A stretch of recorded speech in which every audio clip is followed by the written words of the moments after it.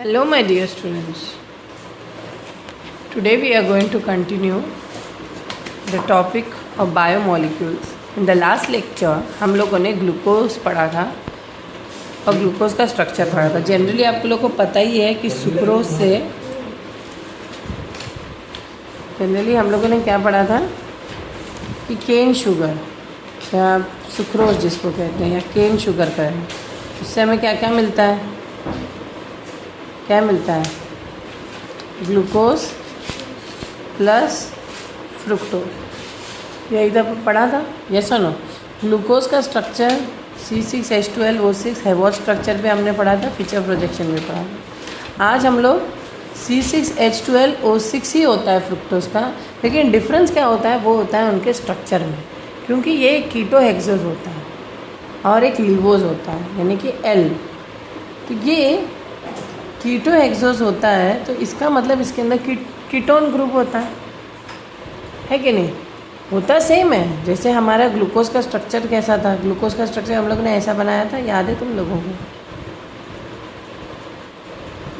है ना? Carbon number 1 CHO था और आखिरी 2 carbon number 1, carbon number 2, carbon number 3, carbon number 4, carbon number 5 और कार्बन नंबर 6 हमारा CH2OH था, है ना. फिर मैंने आप लोग को एक निमोनिक बनाई थी कि ऐसा करना और OH इधर लिखना, बाकी OH लिख देना और फिर बचे हुए H लिख देना. तो अगर ये स्ट्रक्चर कंफर्म है, ये बनाना आसान है. क्यों? इन दोनों में कंपैरिजन करके आपको बनाना है. इसमें हमने क्या करें, इसमें हमने ये हुआ तो ग्लूकोज का. अब फ्रुक्टोज का मैं यहाँ बना रही हूँ दोबारा से. यहाँ पे बना हुआ है लेकिन फिर भी मैं बनाना सिखा रही हूँ आप लोग को. फिर से आप लोग लाइन बनाएंगे, ठीक है. CH2OH ऊपर लिख देना, क्योंकि एक कीटोन कभी भी एंड टर्मिनल ग्रुप नहीं होता है, ये बीच में आता है. तो कार्बन नंबर 1 ये हुआ. कार्बन नंबर 2 पे हमारा डबल बॉन्ड OH आएगा. कार्बन नंबर 1 कार्बन नंबर 2, समझ में आया? डबल बॉन्ड O आएगा, सॉरी OH नहीं. बचा हुआ सेम लिखना है आपको, जो है वैसे ही लिखना है. इधर CH2OH लिखना है और बचे हुए सेम लिखना है. कितने लाइन बचे? 1 2 3 बचे, क्योंकि 2 तो हो ही चुके हैं. 2 तो हो ही चुके हैं, तो 1 2 3 लाइन बचे. उनको जैसा है यहाँ पे वैसे ही OH HOH HOH. क्या ये डिफ़िकल्ट है? नहीं. वही चीज़ मैंने यहाँ भी एकदम बड़ा बड़ा बनाया सेम, लेकिन मैं ये कंपेयर करके बनाया. जैसा नो यहाँ पे OH हमारा जो है carbon number 5 is on right. Right पे अगर OH हो तो मैंने क्या कहा, राइट कार्बन नंबर 5 पे जो OH है हमारा राइट पे हो तो शुगर इज़ राइट की तरफ हो तो क्या, D माइनस फ्रुक्टोज. ठीक है, D माइनस फ्रुक्टोज. तो ये लीवो रोटेटरी है. क्या है? Minus stand for what students? Laevo rotatory ना. Dextro is plus. डेक्स्ट्रो हमेशा प्लस होता है ना. और ये क्या है? Laevo rotatory. क्या है? Laevo compound. डन. यहाँ तक क्लियर है? ओके. अब नेक्स्ट स्टेप क्या है स्टूडेंट्स? मैंने हमेशा बताया जब भी फ्रुक्टोज बनाने के बाद नेक्स्ट स्टेप हमारा क्या होता है?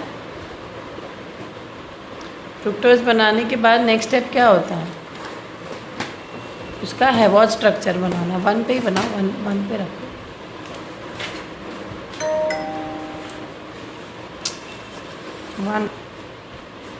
Now we'll study anomers of fructose.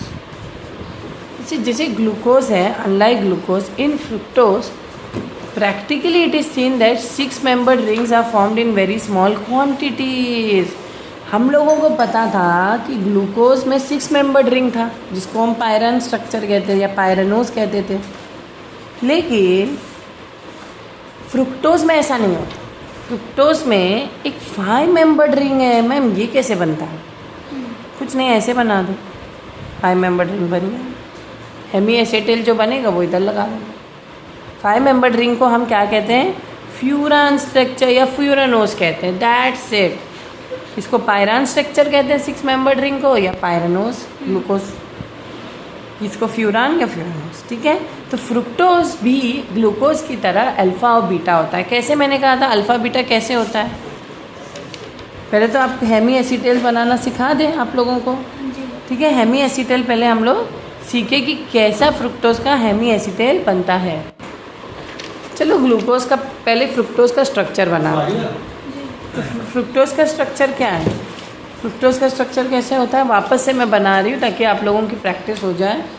आप लोग लाइन खींचिए। मैंने कहा यहाँ CH2OH होता है और यहाँ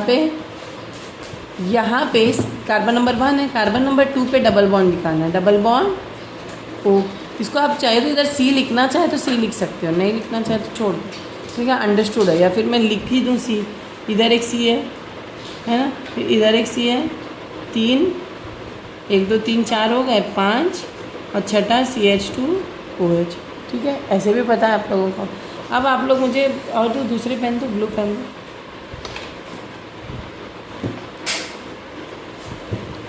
यहाँ पे हमारा हमेशा क्या होता था? OH होता था, H OH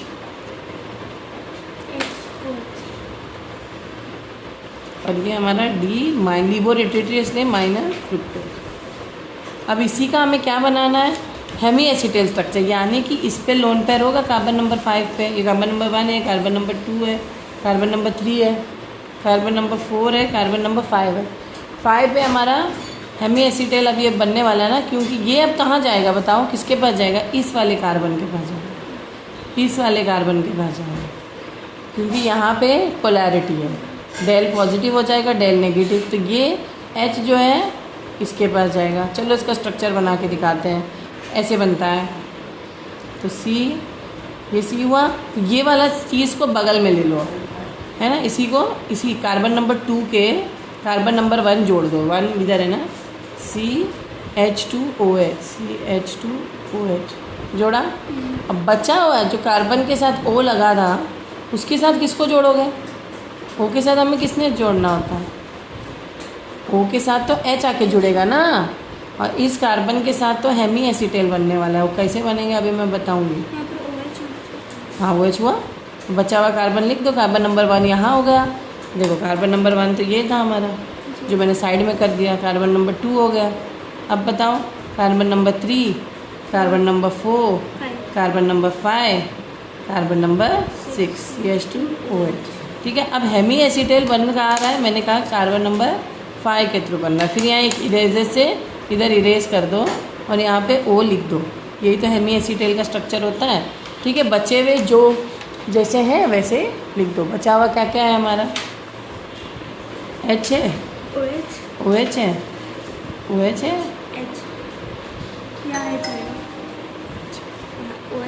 और यहाँ H, ठीक है। इजी है कि नहीं? मैंने ये वाला ऊपर वाला ग्रुप कार्बन नंबर 1 को इधर कर दिया। ये कार्बन नंबर 2 है, ये कार्बन नंबर 3 है, 4 है, 5 है, 6 है। इसमें भी 6 मेंबर रिंग 6 है, लेकिन ये 5 मेंबर रिंग कैसे बनाएगा मैम? ये सब रिवर्सिबल होते हैं एक दूसरे को, हाँ, ये बीच में रिवर्सिबल साइन डाल सकते हैं। 5 मेंबर रिंग बना कैसे? ये एक्चुअली ये है क्या? सबसे पहले ये बताओ, ये क्या बना मैंने? ये अल्फ़ा डी फ्रुक्टोज होगा या बीटा डी फ्रुक्टोज होगा? पहले तो ये बताइए। अगर OH किस तरफ है तो अल्फ़ा डी। अब बीटा डी फ्रुक्टोज बना के दिखाइए। बीटा डी फ्रुक्टोज कैसे होगा? बस ऐसे कर दो वापस से।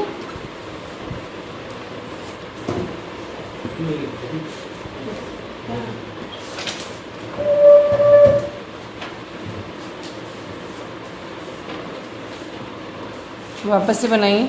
एक, यहाँ पे दूसरा कार्बन, तीसरा कार्बन, चौथा कार्बन, पांचवा कार्बन, है ना, और CH2OH डन। अब हेमी एसीटेल हमारा कहाँ बन रहा था? यहाँ से O लिख दो बीच में और कार्बन नंबर 5 पे। यहाँ पे ये ऊपर वाला ग्रुप साइड में चला गया, तो लिखो CH। अब लेकिन मैंने क्या कहा था?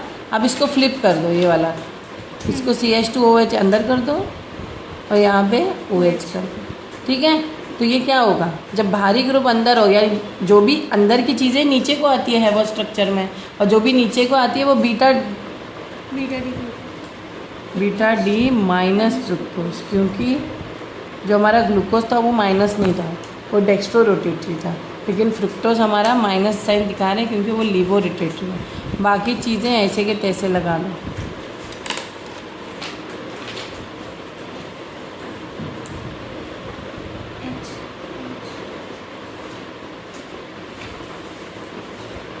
ठीक है, ये अब समझ में आप लोगों को हुआ क्या है? यहाँ पे दोनों एरे समझ में आया क्या हुआ? वापस से मैं एक्सप्लेन कर रही हूँ। ये एक फ्रुक्टोज का स्ट्रक्चर है। फ्रुक्टोज के स्ट्रक्चर में हम कीटोन लेते हैं, ना कि अल्डिहाइड लेते हैं। कीटोन इसलिए कार्बन नंबर सेकंड पे डबल बॉन्ड वो दिखा रहे हैं। डिफरेंस है ग्लूकोज और फ्रुक्टोज में। ग्लूकोज हमारा ऐसा नहीं था, ग्लूकोज ऊपर CH होता, यहाँ पे CH2OH ऊपर आएगा, CH2OH नीचे आएगा, डबल बॉन्ड वो इधर आया। अब बचे हुए चीज़ें जैसे ग्लूकोज में था वैसे ही लिख दो। अब यहाँ पे जैसे कार्बन नंबर 5 में हेमी एसीटेल बना था, तो ये भी कार्बन नंबर 5 में एसीटेल, लेकिन यहाँ पे नहीं जाएगा। आपके केस में ये जो लोन पेयर है, ये जो, क्योंकि ये डेल पॉजिटिव होता है, ये डेल नेगेटिव होता है, दोनों में पोलैरिटी है ना इस कार्बन पे, तो ये जो पॉजिटिव वाले पार्ट के पास ये अट्रैक्ट हो जाता है। देखो एरो इधर गया, तो ये इधर गया, यानी कि CO ये क्या बना, C के साथ O बना। देखो C के साथ O जुड़ा, देखो, लेकिन O के साथ कौन जुड़ा मैम? O के साथ ये जो H है ये जाके जुड़ गया। देखो बची हुई चीज़ें, ये जो था ऊपर वाला मैंने साइड में लगा दिया। कार्बन नंबर 1 था हमारा, लेकिन मैंने इस कार्बन नंबर 1 को इधर लगा दिया। Carbon number 2, carbon number 3, carbon number 4, carbon number 5। Hemiacetal जो है इस कार्बन से बनता है ना, इसलिए इस कार्बन से नहीं बनता है, इस कार्बन से बनता है फ्रुक्टोज के केस में। ग्लूकोज के केस में ऐसा नहीं था। ग्लूकोज के केस में CHO ऊपर ही से हमारा सारा कांड हो जाता था, यहाँ पे ऐसा नहीं है। ठीक है, यहाँ पे हम ऊपर वाले कार्बन को बेटा कहते हैं सरक जाओ।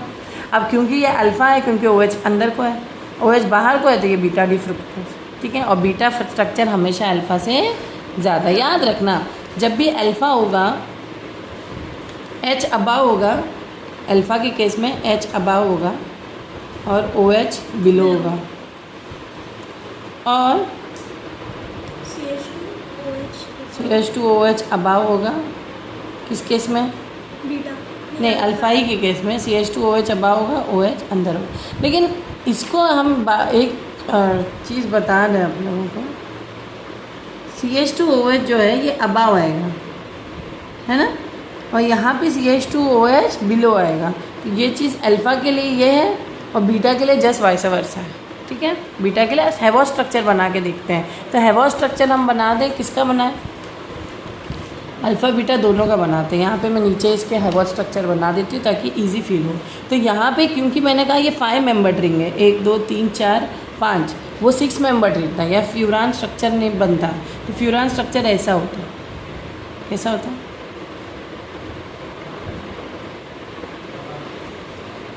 पैरा नहीं, फ्यूरान का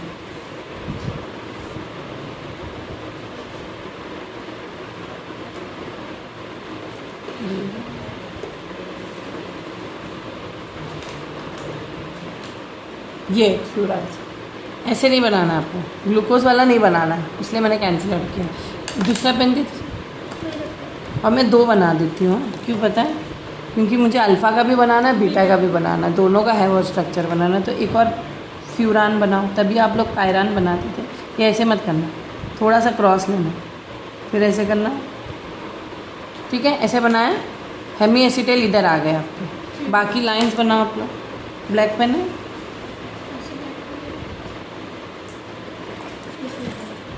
लाइंस बनाओ। सेकेंड स्टेप, अब जो भी अंदर है उसको नीचे करो। जो भी अंदर, अंदर क्या क्या है यहाँ पे? OH अंदर है ना, इधर H अंदर है, इधर OH अंदर है, और इधर बाय डिफ़ॉल्ट CH2OH ऊपर ही रहता है हमेशा। ठीक है, और यहाँ पे OH के इस साइड क्या है? CH2OH है। ठीक है, यहाँ पे क्या है बताइए? H अंदर है, CH2OH इधर है, H अंदर है, तो H नीचे लिया तो OH। ठीक है, ये हमारा अल्फ़ा डी फ्रुक्टोज का स्ट्रक्चर है। इसको भी बनाओ, बहुत इजी है स्टूडेंट। जो भी ये है, देखो जो भी ये अंदर है वो नीचे आता है, बिलो आता है। तो यहाँ पे अंदर तो CH2OH है, CH2OH, और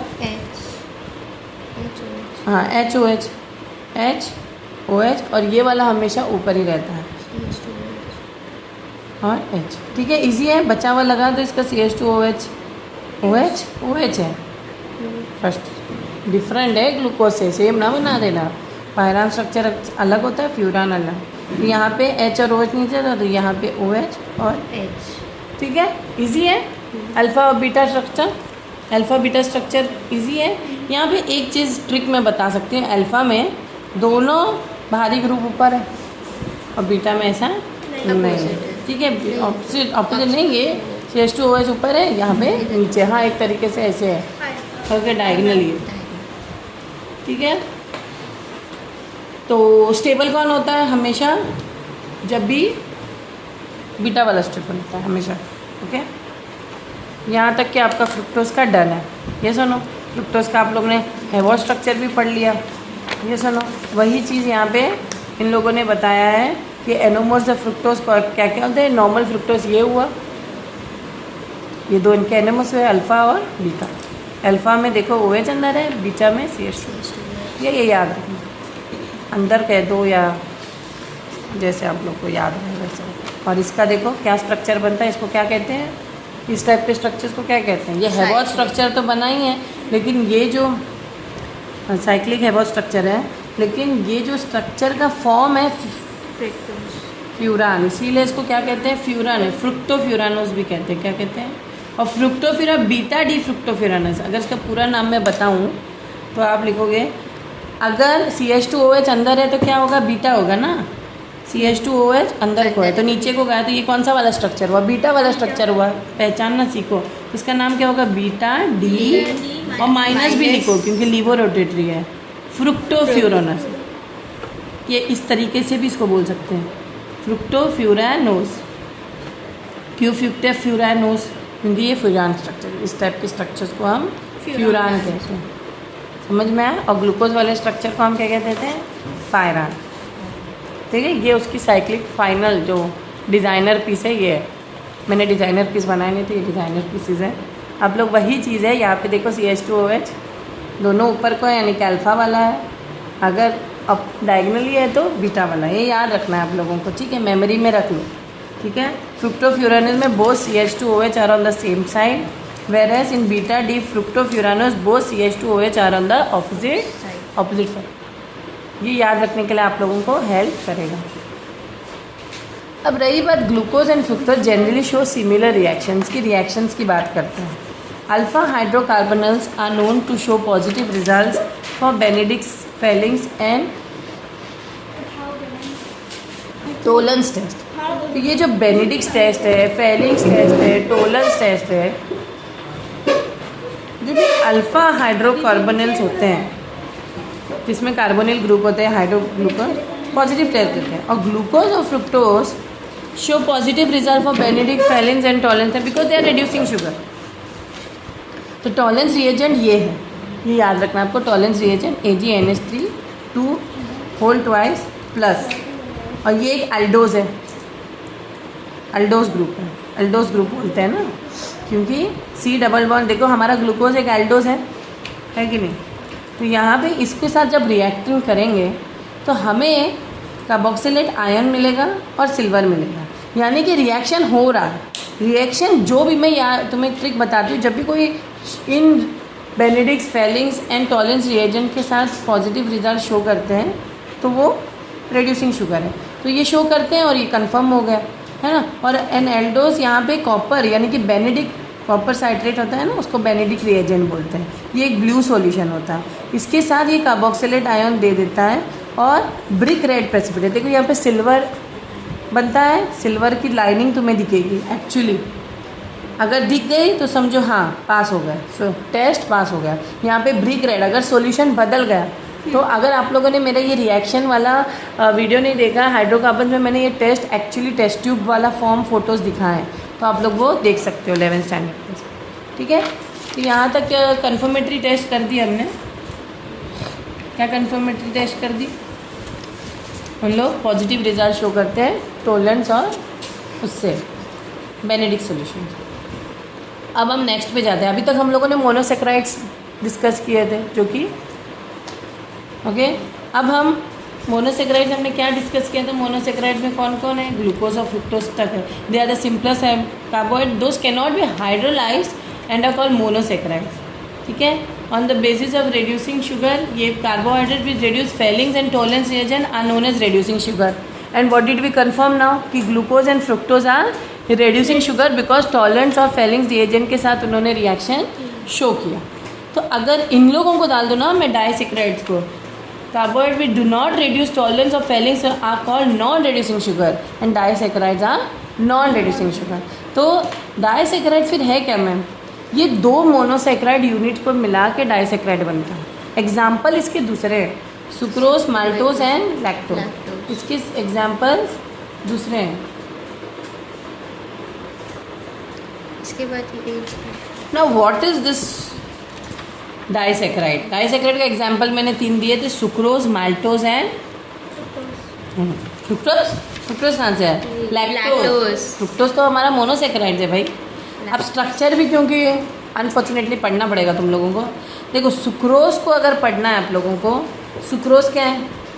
सुक्रोज बनता किससे है भाई? मैंने बताया था किससे बना था. सुक्रोज प्लस वाटर गिव्स, दिख रहा है ना इसमें, C6H12O6. C6 हमारा सुक्रोज का भाई केन शुगर है ना.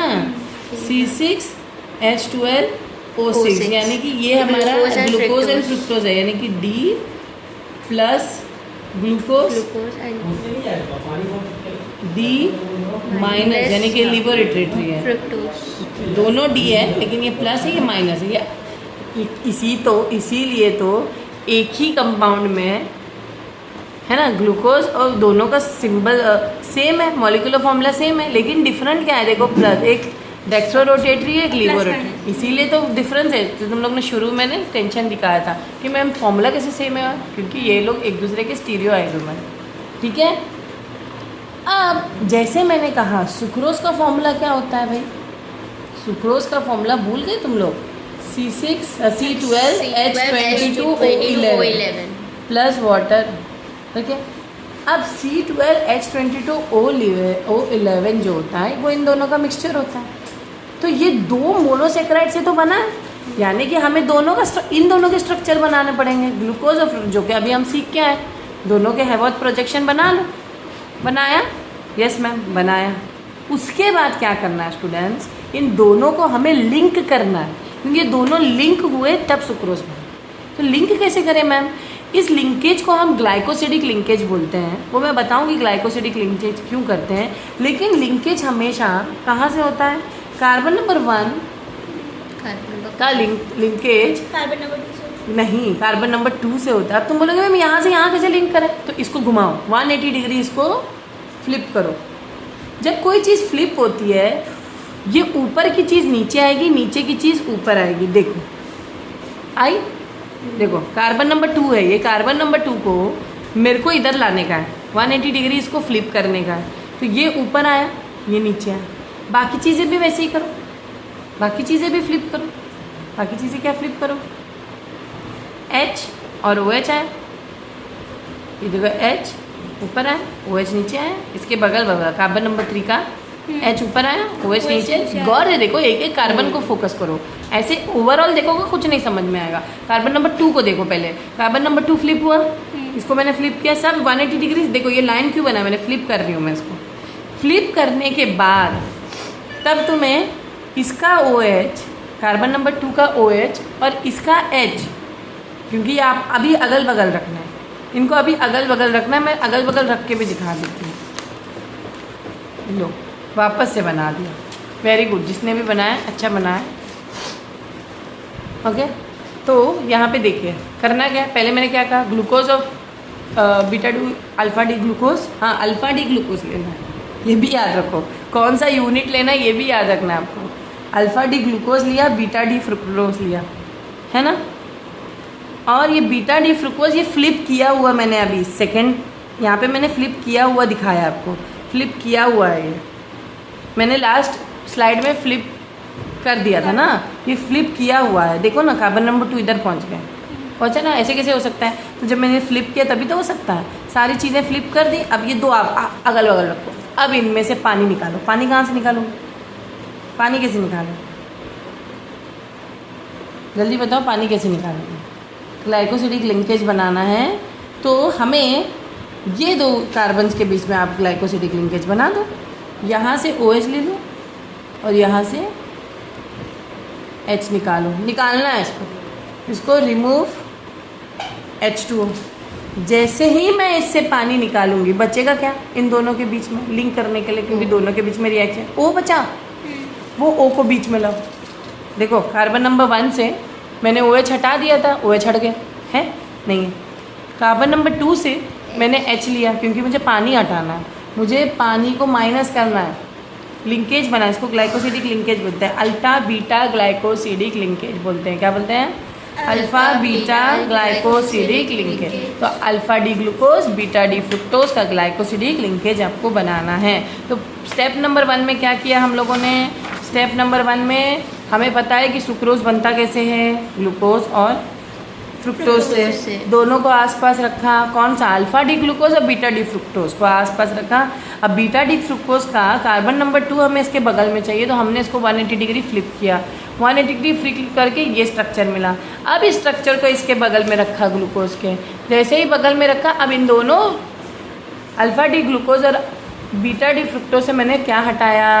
पानी हटाया। जैसे ही मैंने पानी हटाया दोनों के बीच में सिर्फ O बचा, और ये O जो बच गया दोनों को कनेक्ट किया, इस 2 यूनिट को कनेक्ट किया, 2 मोनोसेक्राइड्स को कनेक्ट किया। डाइसेक्राइड का मतलब ही ये तो यही होता है, 2 मोनोसेक्राइड यूनिट को कनेक्ट करना, और इसी को हम कहते हैं glycosidic alpha beta glycosidic linkage. समझ में आया क्या? स्ट्रक्चर इजी है। स्ट्रक्चर तब इजी लगेगा अगर आप लोगों को ग्लूकोज का स्ट्रक्चर आता है, फ्रुक्टोज का स्ट्रक्चर आता है, उसको फ्लिप करना जो मैंने सिखाया वो आता है, फिर आपस में साइड बाय साइड रखना आता है, और फिर उसमें से पानी निकालना आता है, और फिर उसका ग्लाइकोसिडिक लिंकेज बनाना आता है। 2 मोनोसेक्राइड यूनिट को मैंने एक ग्लाइकोसिडिक लिंकेज से जोड़ के डाइसेक्राइड यूनिट बना दिया। इजी है, इजी बीजी सुक्रोज बना दिया भाई। अब गैलेक्टोज कैसे बनाएंगे? Glucose and galactose are C4 epimers. अगर अब ग्लूकोज और ये ग्लूकोज का स्ट्रक्चर है ना, गैलेक्टोज का तो तुम लोगों ने पढ़ा नहीं, ग्लूकोज तो पता है आप लोगों को, ग्लूकोज का ऐसा दिखता है। और इन्होंने क्या कहा, ग्लूकोज और गैलेक्टोज जो स्ट्रक्चर जब अभी मैं बनाने वाली हूँ, गैलेक्टोज किसके अंदर आ रहा है? डाई माल्टोज और लैक्टोज है, तो गैलेक्टोज कहाँ से आ रहा है ना? एक मिनट, ठीक है स्टूडेंट, या गैलेक्टोज का स्ट्रक्चर इसलिए दिखाया गया क्योंकि हम लैक्टोज बनाने वाले हैं, यानी कि जो लैक्टोज हम बनाने वाले हैं, क्योंकि हमें पता है हम डाइसेक्रेट्स के 3 एग्जाम्पल पढ़े थे, सुक्रोज, मैल्टोज और लैक्टोज। इसका कुछ आप लोग वो बना दो, SML, उसको निमोनिक बना लो 3 एग्जाम्पल्स के। तो लैक्टोज बनता किससे students? Lactose is composed of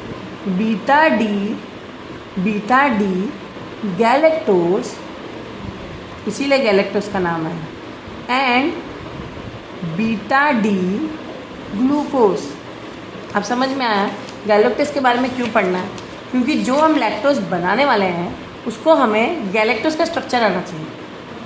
ठीक है, गैलेक्टोज का स्ट्रक्चर आना चाहिए। अब गैलेक्टोज क्या होते हैं? देखो गैलेक्टोज को अगर आप लोग नोटिस करो कि कार्बन नंबर 4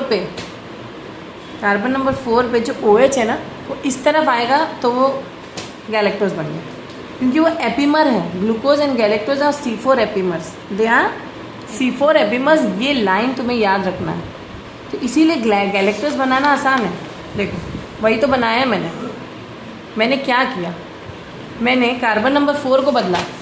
कार्बन नंबर 4 पे यहाँ देखिए, ग्लूकोज का कार्बन नंबर 4 का एपीमर है, ये HOH था ग्लूकोज, ये OH है, बस पलट दो। सिर्फ इतना करना, सिर्फ इतना करना, समझे? देखो स्टूडेंट्स, ये चैप्टर इजी है अगर उसके आपको की पॉइंट्स याद है। अगर गैलेक्टोज और ग्लूकोज C4 एपीमर्स है एक दूसरे के, ग्लूकोज ये ग्लूकोज है, ये गैलेक्टोज है, ग्लूकोज और गैलेक्टोज C4 एपीमर है, यानी कि यहीं पे पलटा दो। OH ग्लूकोज का अंदर है, OH बाहर, बस बाकी सारी चीज़ें same to same, ditto copy. और दोनों का हैवॉट स्ट्रक्चर, ग्लूकोज का तो हैवॉट स्ट्रक्चर आप लोगों को मुझे बताना नहीं पड़ेगा, ठीक है? ये मैंने बीटा डी ग्लूकोज लिया है, ये भी पता होना चाहिए, कोई भी ग्लूकोज मत लेना। बीटा डी ग्लूकोज में हमेशा हैवी ग्रुप क्या ऊपर को होगा ना, OH ऊपर का है, H नीचे को, और अल्फ़ा डी में H ऊपर को होता है, OH नीचे को। ये सब याद है कि तुम लोग भूल गए? याद है ना? तो हेवॉल्स स्ट्रक्चर बना देना, OH ऊपर H नीचे। और इसमें भी यही कर देना। इसमें तो आपको जैसा है इसका हेवॉल्स स्ट्रक्चर बनाना। अब ये मैं बनाना नहीं सिखाऊंगी, ये अब तुम लोग को आना चाहिए, ठीक है? आना चाहिए। कैसे आएगा? इसका भी हेमी एसीटल बनाओ, हेमी से एसीटल कार्बन नंबर 5 से बनाओ और ये बना दो, इजी है। जब ये बना दोगे या इसको डायरेक्टली याद कर लो, गैलेक्टोज और ग्लूकोज, फिर इन दोनों को जोड़ो और ग्लाइकोसिडिक लिंकेज बनो। कुछ नहीं, वही करना है जो स्टेप तुमने डाइसैकेराइड के स्टेप्स ही है कि ग्लाइकोसिडिक लिंकेज बनाना है हमें। यानी कि लैक्टोज अब बनेगा कैसे? फाइनली मैं लैक्टोज बना ली थी ना। लैक्टोज को हम मिल्क शुगर भी बोलते हैं स्टूडेंट्स, ये भी चाहे तो नोट कर लो। जो दूध आप लोग पीते हो मिल्क पीते हो, वो मिल्क शुगर लैक्टोज होता है उसमें, ठीक है? अब बीटा डी गैलेक्टोज का मैंने अभी स्ट्रक्चर बताया था। बीटा डी गैलेक्टोज ऐसा है, उसको इधर लिख लो। और नेक्स्ट वाला बीटा डी ग्लूकोज, दोनों आसपास रखो। अब देखो तुम्हें कार्बन यहाँ पे तुम्हें फ्लिप करने की ज़रूरत है कि नहीं है, मुझे बताओ। फ्लिप करने की ज़रूरत नहीं है, क्योंकि उस केस में, फ्रुक्टोज के केस में, यहाँ पे हमें कोई OH नहीं टाटा। ये तो मैं स्ट्रक्चर दिखा देती हूँ।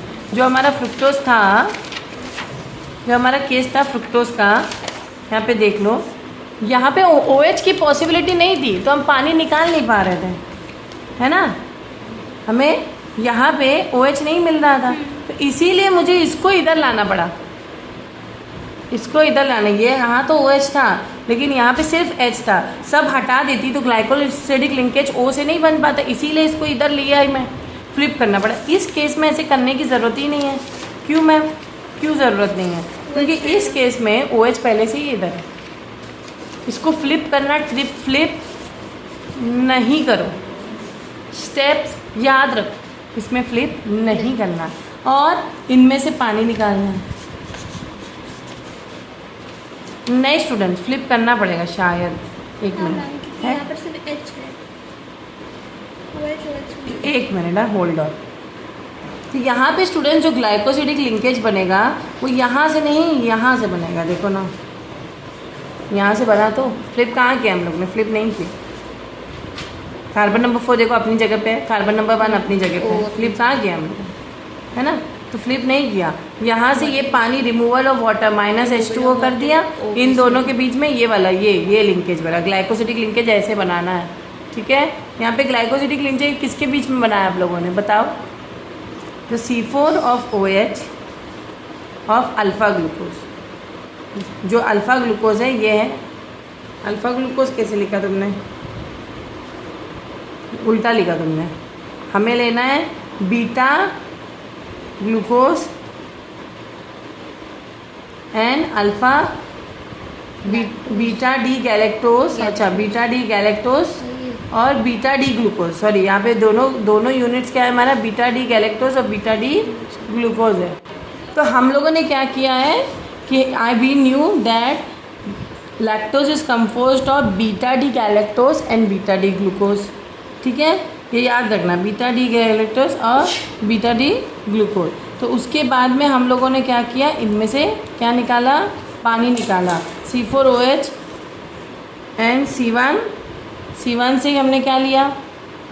बीटा डी गैलेक्टोज का C1 से OH और C4 से H लिया। C1 से OH और C4 से H लिया बीटा डी ग्लूकोज का, और उसमें से कंडेंस किया, इसको पानी निकालना।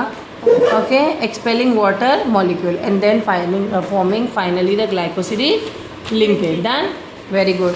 अब नेक्स्ट है मैल्टोज। क्योंकि हमने दो नॉन रेड्यूसिंग शुगर किया है, डाइसैकेराइड्स किए हैं। एक था सुक्रोज जो हमने ग्लूकोज और ग्लूकोज से बनाया था, ग्लूकोज और फ्रुक्टोज से बनाया था। किससे बनाया था हम लोगों ने? जल्दी बताइए। ग्लूकोज और फ्रुक्टोज से बनता है ना सुक्रोज। फिर हमने गैलेक्टोज और बीटा डी गैलेक्टोज और बीटा डी ग्लूकोज से क्या बनाया? लैक्टोज। अब मैल्टोज किससे बनता है मैम? मैल्टोज के 2 यूनिट्स क्या है? 2 यूनिट्स पता चल जाए ना, फिर उसका ग्लाइकोसिडिक लिंकेज करना हलवा है, ठीक है? Maltose is composed of 2 alpha D glucose units. 2 alpha D glucose से जुड़ के क्या बनता है? 2 अल्फा डी यूनिट से जुड़ के, क्योंकि डाइसैकेराइड है ना, 2 यूनिट से जुड़ के माल्टोस बनता है। ठीक है, माल्टोस बनाना आसान है कि नहीं? तो दोनों अल्फा डी ग्लूकोज बनाओ, तो अल्फा डी ग्लूकोज बनाना है, बीटा डी ग्लूकोज नहीं। तो अल्फा डी ग्लूकोज के हैवॉट स्ट्रक्चर को मैं पहले सिखा चुकी हूँ, दोनों को आपस में साथ में रख लो। यहाँ पे भी आपको फ्लिप करने की ज़रूरत नहीं है, कार्बन नंबर 1 और कार्बन नंबर, हाँ यहाँ पे आपको फ्लिप करने की ज़रूरत नहीं है। Correct correct correct. कैसे पानी निकालोगे आप लोग? ग्लाइकोसिडिक लिंकेज कैसे करोगे? इन दोनों के इस पास से कि कुछ तो बचे हैं, तो ये H2O निकाल दिया, देखो नहीं इधर से निकाल, HO बचाना है ना तुम्हें, तो H2O ये निकाल दो, है ना, और O बच गया तो ग्लाइकोसिडिक लिंकेज कर दो, बस ग्लाइकोसिडिक लिंकेज दोनों के बीच में कर दो, ये आसान है। इन मैल्टोज जो hemiacetal of 1 glucose gets converted to acetal, but hemiacetal of other glucose is intact, so maltose reduces tolerance, Benedict and Felix reagents, so maltose is reducing sugar। अब यहाँ पे क्या होगा? डाइसैकेराइड स्टूडेंट्स जनरली नहीं होते हैं, लेकिन यहाँ पे maltose is a reducing sugar, ये आप लोगों को की पॉइंट लिखना है, क्योंकि वो रिड्यूस कर रहा है किसको? टेस्ट को, टॉलरेंस और बेनेडिक्ट और फेलिक्स रिएजेंट। ये आप लोगों को पता होना चाहिए, समझे? समझ में आया क्या? अब चलो चलते हैं, हमारा नेक्स्ट टॉपिक जो है पॉलीसेकेराइड। Okay, very interesting. अभी तक हम लोगों ने ग्लूकोज को पढ़ा, फ्रुक्टोज को पढ़ा, उनके स्ट्रक्चर्स पढ़े। जो मोनोसेकेराइड्स में ग्लूकोज और फ्रुक्टोज आता था, डाइसेकेराइड में मैल्टोज, लैक्टोज और क्या आता था? सुक्रोज। सुक्रोज किससे बनता था ये मैंने बताया, मैल्टोज कैसे बनता है, गैलेक्टोज सॉरी, और लैक्टोज कैसे बनता है, तीनों के स्ट्रक्चर्स मैंने बताया और की पॉइंट्स भी बताया कि कैसे उससे ग्लाइकोसिडिक लिंकेज बनाना है। अब पॉलीसेकेराइड्स में अगर बात करूँ तो पॉलीसेकेराइड्स में आपको क्या पढ़ना है? स्टार्च, ग्लाइकोजन, सेल्यूलोज, है ना, ये मेन 3 पॉलीसेकेराइड। स्टार्च हमारा बेसिकली प्लांट्स में होता है, ग्लाइकोजन एनिमल स्टार्च भी कह सकते हो आप, ठीक है। हमारे अंडर स्टार्च स्टोर्ड फूड होता है ना प्लांट्स का, तो हमारा स्टोर्ड फूड क्या होता है? ग्लाइकोजन। इसीलिए हम तो कह रहे हैं ये एनिमल स्टार्च है ना, इसीलिए हम लोग कह रहे हैं एनिमल स्टार्च है। नींद आ रही बेटा? So polysaccharides you know are made are composed of large number of monosaccharide unit, more than 10, okay, joined together by which linkages? Glycosidic linkage। Glycosidic linkage hero है, ज्वाइंट करने का या ग्लू का काम कौन करता है? ये जो यूनिट्स को, मोनोसेक्राइड यूनिट्स को ज्वाइंट करने का काम कौन करता है? अब स्टार्च के अंदर 2 चीज़ें हमें पढ़ना होता है, एमाइलोज और एमाइलोपेक्टिन। एमाइलोज और एमाइलोपेक्टिन का स्ट्रक्चर हम पढ़ेंगे। तो सबसे पहले उनका डिफरेंस देखते हैं, एमाइलोज और एमाइलोपेक्टिन। एमाइलोज एक स्ट्रेट चेन स्ट्रक्चर होता है, ठीक है, एमाइलोज एक स्ट्रेट चेन स्ट्रक्चर होता है, जबकि अमाइलोपेक्टिन जो होता है ये ब्रांच चेन स्ट्रक्चर होता है। देखो सिंपल डिफरेंस भी 1 मार्क के लिए आ सकता है। नोट्स जो मैं जैसे दे रही हूँ प्लीज़ उसको लिखो, बनाओ, बहुत ही सिंपल। अगर आप लोग अपना मोटा वाला टेक्स्ट बुक खोल के देखो ना, तब चक्कर जब आएगी तब पता चलेगा ये कितना कंडेंस्ड नोट्स हैं, इतने प्यारे नोट्स बनाए मेरे बच्चों ने, ओके, स्पेशली स्वालिया, जैनब एंड ये वाला नोट, ये वाला हैंड राइटिंग तो शायद इसका है ना, सामिया का। Thank you so much for writing and everyone, all my students should write it. तो जो हाफ में लिखे हैं वो पूरा करो, ठीक है, क्योंकि ये नोट्स से आप लोग को अच्छे मार्क्स, देखो अच्छे नोट्स रहने से अच्छे मार्क्स स्कोर करने, क्योंकि एग्जाम में रिवीजन हम किससे करते हैं? नोट से तो करते हैं। इन मौके पे जब नोट्स ही नहीं होगा तो पढ़ोगे क्या टेक्स्ट बुक खोलोगे? इसीलिए नोट्स बनाओ, ठीक है। तो अमाइलोज स्ट्रेट चेन स्ट्रक्चर होता है, अमाइलोपेक्टिन ब्रांच चेन स्ट्रक्चर है। यहाँ पे अमाइलोज में only carbon number 1 and carbon number 4 bond present होता है। कैसे होता है मैं बताऊँ, अभी तो लिखूँ। यहाँ पे C1 C4 C1 C6 bond present होता है। ये भी कैसे होता है मैं बताऊँगी। ये वाटर सोल्यूबल होता है, ये वाटर इनसोल्यूबल होता है। वाटर सोल्यूबल यानी कि पानी में घुलता है, एमाइलोपेक्टिन पानी में घुलता नहीं है। जैसे हमारे बाल सोल्यूबल है कि इनसोल्यूबल है पानी में? इनसोल्यूबल होता तो हम सब गंजे ना हो जाते। तो ये एक एग्जांपल है। हमारा बाल एक प्रोटीन है, और वो अब प्रोटीन भी मैं आगे पढ़ाने वाली हूँ, और मैं बताऊँगी कि ये इनसोल्यूबल क्यों है, ये भी बताऊँगी, ठीक है। इसीलिए ये वाला एग्जाम्पल मैंने दिया, बाल वाला एग्जाम्पल, ठीक है। हम पढ़ क्या रहे हैं स्टूडेंट? हम लोग बायोमोलिक्यूल्स पढ़ रहे हैं, यानी कि हम वो मॉलिक्यूल्स पढ़ रहे हैं जो हमारे बॉडी में है। तो ये सब हमारे बॉडी में है, ये भी समझो, और क्या है हमारे ही नहीं मतलब प्लांट साइंस के भी है 50% to 20% इसमें स्टार्च होता है।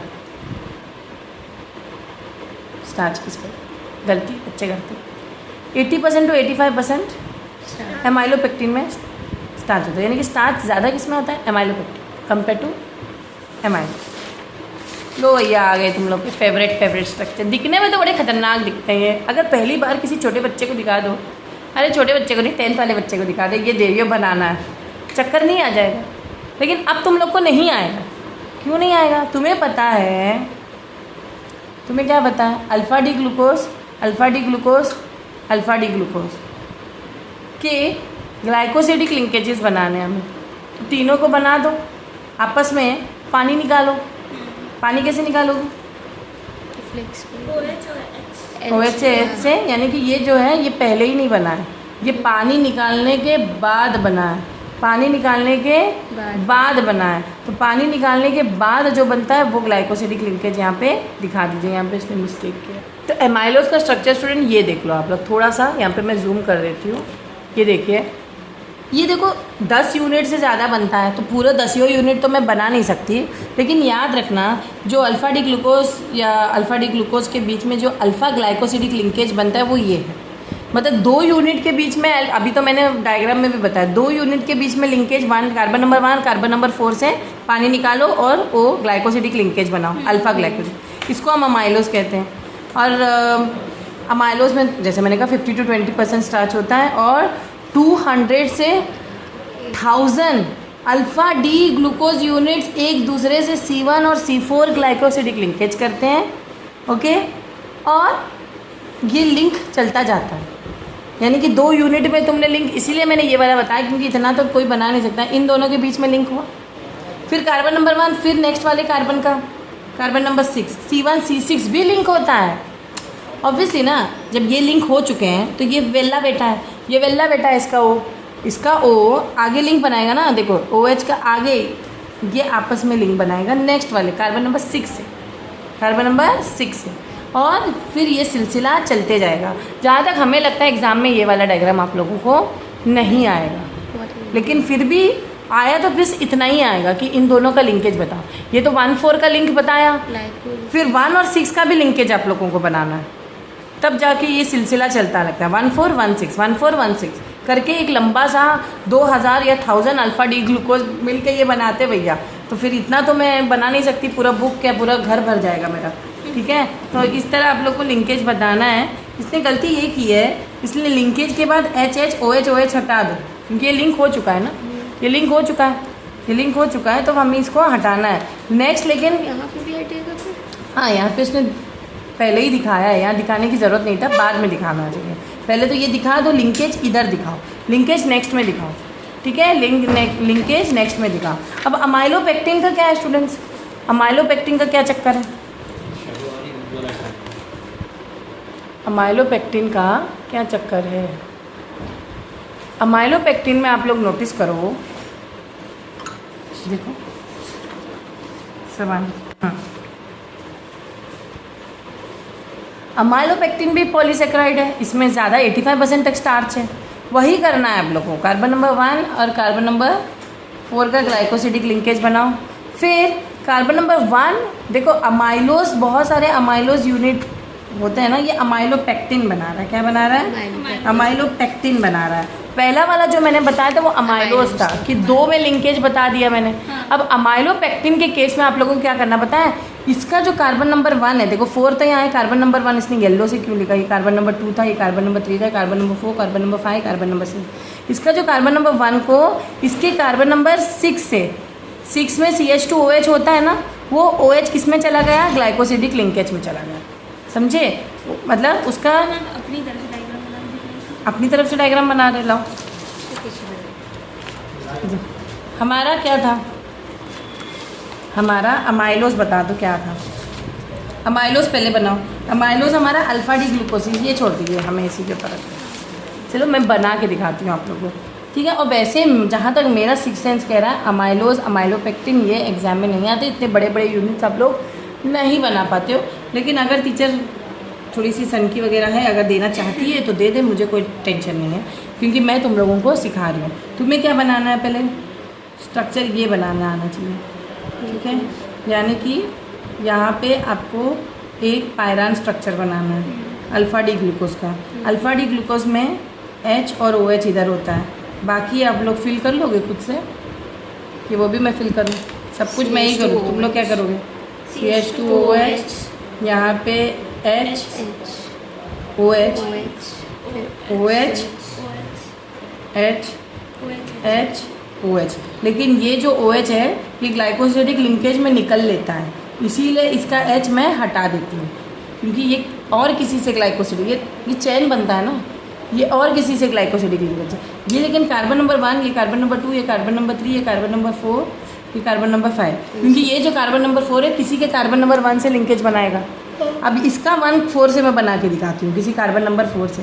तो नेक्स्ट वाला आप लोग बनाओ, नेक्स्ट वाला यूनिट बनाओ, ओके। अल्फा डी, हाँ ये भी सेम ही बनाना, तो दो अल्फ़ा, सब अल्फ़ा डी ग्लाइकोसिडिक लिंकेजेज हैं, आपस में आपको लिंक करके कहाँ लिंक करना है इतना याद रखना है, कहाँ लिंक करना आप लोगों को ये ध्यान देना है।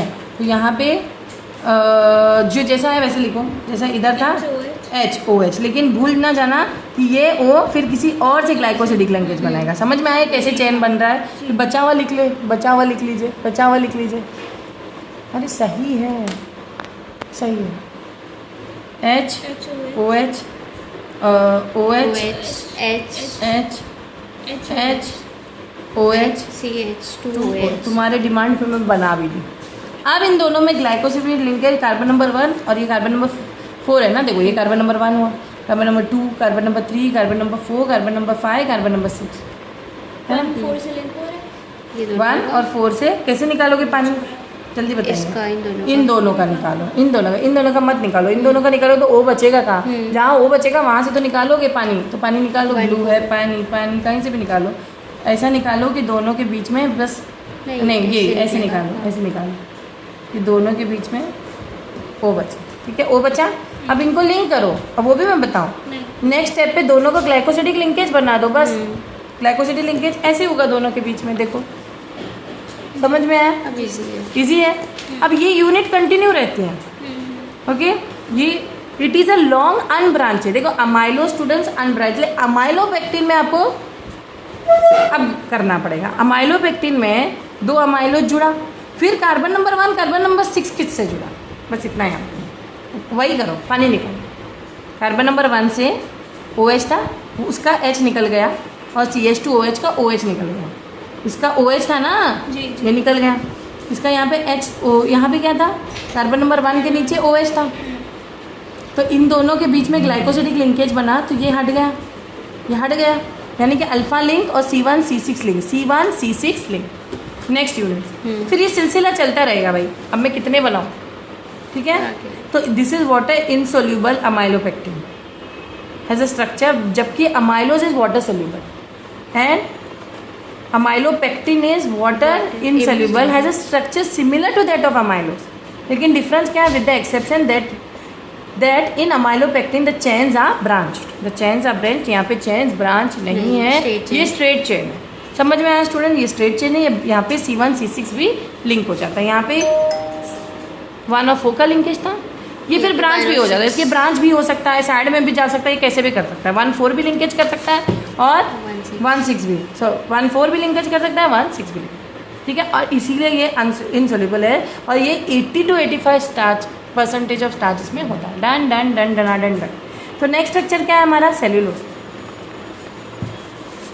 बेटा अमाइलोपेक्टिन हो गया, समझ में आया, इसमें 1 और 6 लिंकेज भी हो जाता है। Cellulose is a straight chain polysaccharide. देखो साम्य थक गई बेचारी, ये स्ट्रक्चर ऑफ सेल्यूलोज इसलिए नहीं बना पाई क्योंकि वाकई बहुत टेक्निकल था, ठीक है। मैं बना देती हूँ, कोई बड़ी बात नहीं है, इसका अगर कॉन्सेप्ट समझो। याद रखना कि जो सेल्यूलोज होता है it is a straight chain, सबसे पहला इंपॉर्टेंट है straight chain. Amylopectin straight chain नहीं था, ब्रांच चेन था, अमाइलो स्ट्रेट चेन था, और सेल्यूलोज भी स्ट्रेट चेन है। ये तीनों पॉलीसेक्राइड्स की बात हो रही है ना, it is a straight chain straight chain polysaccharide composed only 2 beta going to study is about cellulose. What is cellulose? Cellulose, आपने कभी नाम सुना है सेल्यूलोज कि पहली बार सुन रहे हो? जी न्यू वीडियो ही स्टार्ट हो गया। हमने नहीं किया। तो सेल्यूलोज जो होता है पहली बार सुना है? नहीं। क्या है? Cell wall is made up of cellulose. Okay, तो ये बेसिकली प्लांट में होगा, एनिमल में तो होगा नहीं, क्योंकि एनिमल में सेल वॉल होता ही नहीं है। वाह वाह वाह वाह, इतना तो पता है मेरे बच्चों को, वेरी गुड। इतना तो नाक रख ली तुम लोगों ने मेरी, अच्छी बात है। तो सेल्यूलोज उधर पाया जाता है। It is a straight chain polysaccharide and it occurs only in plant. It is composed of beta D glucose units which are joined together form glycosidic linkage। यानी कि बीटा डी ग्लूकोज बनाना है। चलो beta D glucose बनाते हैं। Beta D glucose बनता कैसे है ma'am? बनता तो किससे है? पायरान स्ट्रक्चर से ही बनता है। फिर लाइन बनाते हैं हम। बीटा डी ग्लूकोज है ना, तो बीटा डी ग्लूकोज में हमेशा OH ऊपर होता है, इसीलिए तो स्टेबल होता है। H नीचे होता है। ये तो CH2OH हमेशा ऊपर होता है, यहाँ पे H नीचे है। बची हुई चीज़ें तुम लोगों को पहले आना चाहिए। नहीं आया बीटा डी ग्लूकोज का स्ट्रक्चर तो कोई फ़ायदा नहीं, ठीक है? नहीं आया, या OH है, लेकिन OH जो है इसको अम्मी मैंने दूध धीमा रखा है ना, देखो चलो, ठीक है? OH से H हट जाता है क्योंकि ये लिंकेज जो है कंटिन्यू रहता है, स्ट्रेट चेन है ना, लिंकेज कंटिन्यू रहेगा। तो इससे कौन लिंक करेगा? एक और यूनिट बना दो, एक और बीटा डी ग्लूकोज की यूनिट बना दो। कैसे बनाओगे? देखो, इसका ऐसे यूनिट बना दो, ठीक है? एक और बीटा डी ग्लूकोज की यूनिट बना दो। बीटा डी इसमें हमेशा याद रखना OH ऊपर को होता है, इसीलिए वो स्टेबल होता है, ये तो आपको पता ही है। ये H और बचा हुआ आप लोगों को ऐसे ही लिखना है, ठीक है? OH था, अब OH था, H था, मुझे इसका ग्लाइकोसिडिक लिंकेज बनाना है, तो मैं कैसे बनाऊंगी? जल्दी बता। इन दोनों यूनिट्स में बनाऊंगी, यानी कि कार्बन नंबर 1, देखो 2 3 4 5 अभी तक तुम लोग प्रो हो जाना चाहिए। कार्बन नंबर 4 है, तो इन दोनों के बीच में आपको क्या बनाना है? Glycosidic linkage. यानी कि ये पानी निकल गया, वो बच गया, तो माइनस वाटर हो गया। बस इन दोनों का लिंकेज इधर ही बना दूँ, क्योंकि मैं वापस से डायग्राम नहीं बनाना चाहती। रेड पेन दीजिए। रेड पेन कहाँ गया? अरे कोई स्केच पेन दे दो। तो इन दोनों के बीच में ग्लाइकोसिडिक लिंकेज बनाना है, और ऐसा एक और यूनिट बनाना है। अभी हुआ नहीं, ये चलता जाएगा सिलसिला, यानी कि ये सिलसिला ऐसे चलेगा कि एक और तुम्हें ऐसे बनाना पड़ेगा। एक और आपको पायरान स्ट्रक्चर बनाना है बीटा डी ग्लूकोज का। बना दिया, ये लाइंस बनाओ। ये सब मैं नहीं, आप लोग बनाना है बैठ के। यहाँ पे OH ऊपर आता है, CH2OH, और बीटा में हमेशा ये आता है। अभी तक तुम लोग करते करते प्रो हो जाओगे। अभी ऐसा लग रहा है तुम लोग को अरे टफ है, ऐसे कुछ टफ नहीं है। आप लोग करते जाओ तो प्रो हो जाओगे, ठीक है? इन दोनों में से आपको ग्लाइकोसिडिक लिंकेज करना है, तो ग्लाइकोसिडिक लिंकेज आप लोग कर लो। ये दोनों में से पानी हटाया, ये दोनों में, यानी कि ये दोनों को तुमने सिर्फ किससे कनेक्ट किया है? ये लाइन फिर हटा के क्या बनाओगे तुम लोग? कैसे? ये तुम लोग ऐसे बना दो, O का लिंकेज बना दो इस तरह, ठीक है? इस तरह आप लोग O का लिंकेज। आपने H की बजाय O ले लिया। हाँ, यहाँ पे ऐसे होगा ना? हाँ ऐसे होगा ना, आपने O ले लिया। हाँ गलती से लिया तो ये कर लो बस। मतलब ये है कि O लिंकेज है, ये सब भूल जाओ। O लिंकेज है। क्या लिंकेज है? O का लिंकेज है। ऐसे देखो, यहाँ पे आपको देखना है, तो ये देखो स्ट्रक्चर, ये देखो इस तरह आप लोगों को ग्लाइकोसिडिक लिंकेज यहाँ भी दिखेंगे, यहाँ भी दिखेंगे। कार्बन नंबर 1 और कार्बन नंबर 4 के बीच में, कार्बन नंबर 1 कार्बन नंबर 4 के, और ये देखो ये सिलसिला चलते रहता है, सिलसिला चलते रहता है। समझ में आया? और नेक्स्ट हम जो पढ़ने जा रहे हैं उसका स्ट्रक्चर आपके बुक में दिया नहीं है। Glycogen, it is an energy storage money and also called animal starch. ये वर्ड मैंने स्टूडियो में भी आपको दिया है। It occurs in liver, muscle and brain and broken down into glucose. It is also found in yeast and fungi, ठीक है? Next आपको पढ़ना है importance of carbon dioxide. Carbon dioxide ज़रूरी है ही क्यों? क्योंकि they are store house of chemical energy, the function of living organism. यानी कि जो भी हम खाते हैं वो स्टोर्ड होता है एक दफ़ा, और वो बाद में हम यूज़ कर सकते हैं और हमें एनर्जी देता है। The essential components of nucleic acid, very important. Nucleic acid तो हम पढ़ेंगे ही पढ़ेंगे। They form structural materials for cells and essential component of ATP. ATP का मेन कंपोनेंट कार्बोहाइड्रेट से तो एनर्जी मिलती है। एटीपी का एनर्जी एडिनोसिन ट्राइफॉस्फेट, ठीक है, अब नेक्स्ट हम पढ़ने जा रहे हैं वो है प्रोटीन्स। ठीक है, यहाँ तक हो गया, ग्लाइकोजन का स्ट्रक्चर बन गया। अब नेक्स्ट हम पढ़ने जा रहे हैं protein. What is protein students? Proteins क्या? Proteins are body building food. ये बचपन में पढ़ा था, इससे हमारी बॉडी बन जाती है, ग्रोथ हो जाती है। ओके, और एक चीज़ हमेशा याद रखो, प्रोटीन जो बनता है ना वो small units of amino acid से बनता है, यानी कि 100 एमिनो एसिड के रेसिड्यू मिल के, यूनिट्स जुड़ के, अभी तो तुम लोगों को पता चला ना कि जुड़ते कैसे हैं, अब तो इसका लिंकेज अलग होगा, लेकिन ये जुड़ के एमिनो एसिड जुड़ के ए लिखूंगी मैं आज के बाद इसको। ओके, बहुत सारे एमिनो एसिड यूनिट जुड़ के प्रोटीन बनाते हैं, 100 से ज़्यादा। एक एक्सेप्शन क्या है? एक्सेप्शन है इंसुलिन। इंसुलिन एक ऐसा प्रोटीन हो जो सिर्फ 51 एमिनो एसिड से बनता है, बाकी सारे प्रोटीन 100 एमिनो एसिड रेसिड्यू से ज़्यादा बनता है। ठीक है, याद रखना। प्रोटीन स्टूडेंट्स याद रखना, बॉडी इसको डायरेक्टली अपने अंदर समा नहीं पाती, इसके ऊपर एंजाइम्स एक्ट करते हैं। कुछ बायोलॉजी स्टूडेंट्स के लिए नॉलेज है, इसके ऊपर एंजाइम्स एक्ट करते हैं और प्रोटीन्स को ब्रेक डाउन करना बहुत ज़रूरी होती है। डायरेक्ट प्रोटीन हजम नहीं होती, इसीलिए हम लोग जब बीमार पड़ते हैं ना, हम लोग को मना करते हैं कि चिकन मत खाओ, अंडा मत खाओ, क्योंकि बॉडी इसको तोड़ ही नहीं पाएगी, वीक हो जाती है, स्टमक इंटेस्टाइन सब, डाइजेशन प्रोसेस स्लो हो जाता है। हम लोग सिर्फ ग्लूकोज पीते हैं जो कि कार्बोहाइड्रेट का सिंपल फॉर्म है, हम प्रोटीन्स नहीं खाते हैं उस टाइम पे, क्योंकि एनर्जी हमें कार्बोहाइड्रेट से, प्रोटीन हमें सिर्फ बॉडी बनाती है, मसल ग्रोथ सब करवाता है। जो बॉडी बिल्डर्स नहीं प्रोटीन शेक पीते हैं, ठीक है, तो वो इजीली डाइजेस्टेबल नहीं होता है, उस पर एंजाइम सेट करना ज़रूरी होता है। Okay, now what are proteins? I told you they are the polymers of alpha amino acids. What? Polymers of alpha amino. तो अल्फा अमीनो एसिड का ऐसा स्ट्रक्चर होता है, एक एमिनो एसिड का structure, this is the structure of a what? Protein.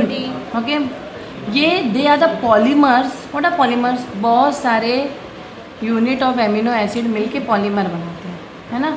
तो ये जो है, इसको गौर से देखो, ये कायरल कार्बन है। कैसे? सी बीच में है, एक एच इधर जुड़ा है, एक वैलेंसी COH से जुड़ा है, एक वैलेंसी कोई भी alkyl chain, depend upon the alkyl chain वो एमिनो, जो पर्टिकुलर एमिनो एसिड या पर्टिकुलर प्रोटीन को नाम पड़ता है, क्योंकि बाकी चीज़ें हमेशा सेम, ये तीनों हमेशा सेम रहेगी। क्या बदलेगा? अल्काइल चेन, ये बदल जाएगा। इस बेसिस पे हम इसको नाम भी देंगे, नामकरण करेंगे। वैसे नामकरण इतना आता नहीं है एग्जाम में, लेकिन फिर भी मैं तुम लोग को बताऊंगी। ठीक है, जो भी एमिनो एसिड्स होते हैं वो L एमिनो एसिड्स होते हैं, ये आप लोग को पता होना चाहिए। इसका स्ट्रक्चर ऐसा होता है, देखिए जो मैंने बताया, NH2 amine group, COH, H और R। ठीक है, ये स्ट्रक्चर ध्यान में, बिल्कुल दिमाग में रखना। ठीक है, अब जैसे मैंने कहा, डिपेंडिंग अपॉन द R नाम बदलता है। अगर R की जगह H ही लगा है, यहाँ R की जगह H स्ट्रक्चर बना। मैं एग्जाम्पल ग्लाइसिन का बना रही हूँ। ग्लाइसिन, अगर मुझे ग्लाइसिन बनाना है स्टूडेंट्स, तो मैं कैसे बनाऊँगी पता है? 2H, मतलब एक H पहले से था, एक H खुद से लगाया मैंने, COH और NH2, यानी कि ये एक कायरल कार्बन नहीं है, या कायरलिटी नहीं शो कर रहा। क्यों? क्योंकि दो अलग अलग ग्रुप, दो सेम ग्रुप है, तो ये ग्लाइसिन है। अगर मैं H की जगह CH लगाऊं तो क्या होगा? H की जगह CH लगाऊंगी तो क्या बनेगा? एलेनिन। ग्लाइसिन बनाया, फिर मैंने इसी को एलेनिन कर दिया, इसी को मैंने अब बनाया एलेनिन। ठीक है, स्ट्रक्चर्स आने चाहिए। अगर मैंने CH3H2 इसकी जगह पे ये लगा दिया तो वैलिन बनेगा, इसकी जगह पे मतलब R की प्लेस पे अल्काइल चेन में बदल रही हूँ। सिर्फ मैं क्या बदल रही हूँ? अल्काइन चेन, फिर ल्यूसीन। लेकिन तुम लोगों को गुड न्यूज़ है, ये याद नहीं करना, सिर्फ समझना है कि R की जगह पे जब वो ग्रुप बदलता है उस हिसाब से उसका नाम बता। लेकिन JEE वगैरह स्टूडेंट्स या नीट वगैरह स्टूडेंट्स को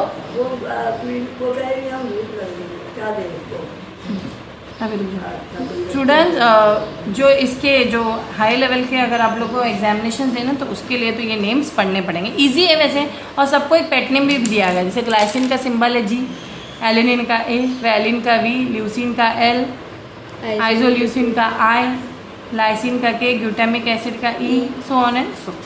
ठीक है, अब नेमिंग, जैसे मैंने कहा, नेमिंग ऑफ एमिनो एसिड्स जो होता है, कार्बोहाइड्रेट्स का OH ऑन राइट होता D होता था, OH ऑन लेफ्ट तो L लिखते थे हम, ये सुनो। यस।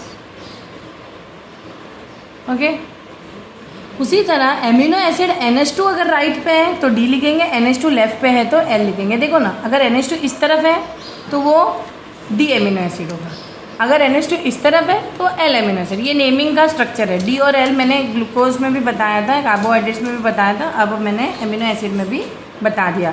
अब classification of amino acid. Amino acids जो है क्लासीफाई करते हैं on the basis of character and on the basis of acid और बेसिक।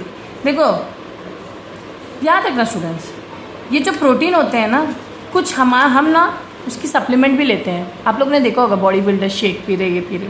क्यों? क्योंकि कुछ प्रोटीन जो होते हैं वो एसेंशियल होते हैं, कुछ नॉन एसेंशियल। एसेंशियल वो होते हैं जो हमारी बॉडी नहीं बना रही है, तभी तो एसेंशियल है, हमें बाहर से खाना पड़ रहा है। नॉन एसेंशियल वो है those that can be synthesized our body, यानी कि सिंथेसाइज यानी कि बना सकते हैं। Those which can not be synthesize in a body have to be provide externally as supplements. Shake पी लो या कुछ भी पी लो तो वो वाले प्रोटीन बॉडी नहीं बनाती और वो एसेंशियल हो। एसिड बेसिक कैरेक्टर के हिसाब से जो भी हमारा प्रोटीन का स्ट्रक्चर आप लोगों ने देखा है, एक सिंगल एमिनो एसिड से बनता है, उसमें आपने नोटिस किया होगा, क्या नोटिस किया, एक एसिड भी है COH, ये एक बेस है, एसिड भी है बेस भी है, ठीक है। और कभी कभी ये न्यूट्रल कंडीशन में भी आ जाता है। जब इसका तादाद इसमें ज़्यादा हो तो ये एसिडिक बन जाएगा, जैसे ना लॉजिक है कि नहीं। इसका तादाद ज़्यादा होगा तो पर्टिकुलर वो जो मॉलिक्यूल होगा वो चेन होगा, पॉलीमर होगा, वो बेसिक हो जाएगा इसकी तादाद है। इसकी अगर दोनों सेम होंगे तो न्यूट्रल होगा। इस बेसिस पे इन्होंने यहाँ पे दिया है एसिडिक, न्यूट्रल और बेसिक, ठीक है। यहाँ पे X is greater than Y, X you can consider as COH group, Y you can consider as NH2 group. यहाँ पे दोनों इक्वल है, यहाँ पे Y is greater than X, और सबके एग्जाम्पल्स दिए हैं, कौन सा एसिडिक प्रोटीन है, कौन सा न्यूट्रल है और कौन सा बेसिक है। समझ में आया? ठीक है। अब वही बात पे, उसी बेसिस पे, स्ट्रक्चर के बेसिस पे हम ज्विटर आयन बनाते हैं, यानी कि ऐसा आयन या only amino acid that is यहाँ पे देखिए ज्विटर आयन क्या होता है। अब जो एमिनो एसिड की मैं बात कर रही थी वो एमिनो एसिड मैंने यहाँ बनाया है, लेकिन ये एमिनो एसिड मैं AA लिखती हूँ, can also exist as dipolar ion. What is dipolar ion और ज्विटर आयन? इस पे क्वेश्चन 120% आएगा, इसलिए अच्छे से पढ़ो। ये देखो, ये CH है, H ऊपर लिख लो या साइड में लिखो, कोई बात नहीं। COO माइनस, क्योंकि उसने COO माइनस कब बनेगा, CO माइनस कब बनेगा, जब C से ये H है, ये R है, ये NH2 ग्रुप है, ठीक है। COO माइनस तब बनेगा जब COOH से H हटेगा, ये CO माइनस बनेगा। और ये NH3 प्लस तब बनेगा जब एक हाइड्रोजन लेगा, NH3 बनेगा तो ये प्लस बनेगा। तो ये जो कंडीशन है ये क्या है हमारा, ये जो कंडीशन है यही हमारा ज्विटर आयन है, यही हमारा ज्विटर आयन। समझ में आया? इसने एक H लूज किया इसीलिए CO माइनस, इसने H लिया इसीलिए ये NH3 प्लस, ठीक है। ये डाइपोलर आयन बना कि नहीं, डाइपोलर आयन बना कि नहीं बना? Okay, this structure is also called as internal salt. It is also called as internal salt. Salt ही तो बना है कि नहीं? In this form amino acid shows amphoteric behaviour. क्यों? ना वो एसिड है ना वो बेस है, दोनों एसिड आयन बना। Amphoteric at a certain pH the dipolar ion does not migrate to any electrons. क्यों? क्योंकि ये न्यूट्रल है इस कंडीशन है ना। कभी H ज़्यादा होता था, कभी ये ज़्यादा होता था तो एसिडिक बेसिस होता, लेकिन ये न्यूट्रल वाले कंडीशन में। They do not migrate to any. अगर मैं इसको एक इलेक्ट्रोलाइट सॉल्यूशन में डालूँ, ना वो पॉजिटिव की तरफ से जाएगा ना वो नेगेटिव की तरफ से जाएगा। क्यों? अगर अरे बाबा मैं एक इलेक्ट्रोलाइट में ज्विटर आयन डाल और मैं 2 इलेक्ट्रॉन्स रख दूँ, अगर इसको कनेक्ट कर दूँ प्लस और नेगेटिव टर्मिनल से, है ना, तो ज्विटर आयन जो है क्या करेगा, does not migrate to any electrode, to electric current में इसमें पास करूँगी तो does not migrate to any electrode on passing current through their solution. Okay इसके सॉल्यूशन वो कहीं नहीं पा रहा. This point is known as isoelectronic point and this point is known as what? Isoelectronic point. What?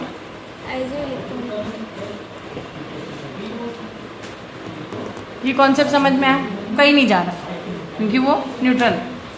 एक और यहाँ पे एग्जांपल दिया. तो only amino acid that is optically inactive में शुरू में ही बोली थी तो मैं ग्लाइसिन है क्योंकि 2 H है. ये तो बताने की जरूरत नहीं. ज्यूटर आयन पे फोकस करते हैं. देखो ज्यूटर आयन में अगर मैं H+ डाल दूँ, यहाँ पे तो NH2 ही है. हाँ क्योंकि ये अमीनो एसिड का तो NH2 ही होता है ना, ज्यूटर आयन थोड़ी ना है. ये हमारा नॉर्मल एमिनो एसिड है. सॉरी ये एमिनो एसिड है. एमिनो एसिड में अगर मैं H+ डाल दूँ तो क्या हो जाएगा? NH3+. समझ में आया? अगर मैं इसमें और H+ डालूँ तो क्या बनेगा? वो अपने एमिनो एसिड जो नॉर्मल एमिनो एसिड उसमें कन्वर्ट हो जाएगा. तो ये कब होगा? जब OH- जो भी सॉल्यूशन है अगर वो उसमें बेसिक मीडियम हो.